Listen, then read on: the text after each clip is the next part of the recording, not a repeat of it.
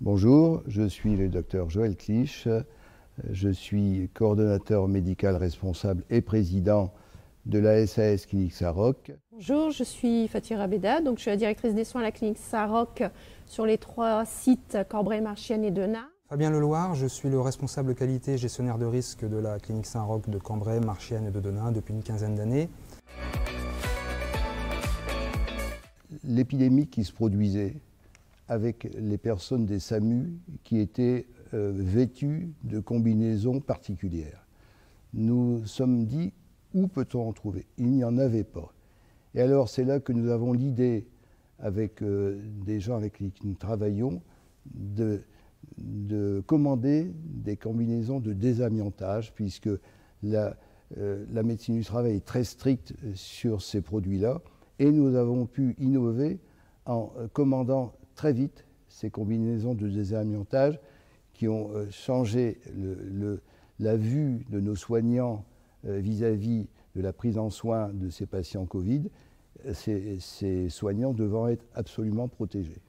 Ce travail d'anticipation au niveau des équipements de protection individuels a permis de limiter les effets de la pénurie qu'on a tous connus. Donc le travail qui a été mené avec la centrale d'achat, nos partenaires, nos laboratoires et surtout nos pharmaciens dans le cadre de la rationalisation, ça c'est important, a fait qu'on a tenu bon en fait. Malgré le mode dégradé que nous avons connu au sein de nos établissements de santé, nous avons maintenu le parcours du patient, la continuité des soins et aussi les relations humaines, favorisant une amélioration de l'état général du patient. Afin de rompre l'isolement des patients, nous avons utilisé des technologies modernes de télécommunication avec des tablettes, et ce sont les ergothérapeutes qui ont pu organiser des visios par tablette avec l'application Skype entre les patients et leurs proches. Le deuxième point, nous avons organisé également des téléconsultations médicales entre les gériatres spécialistes de l'établissement et les patients qui le nécessitaient. Le troisième point, nous avons pu proposer à des patients qui étaient confinés chez eux des exercices de rééducation par de la télé-rééducation directement depuis le gymnase de l'établissement.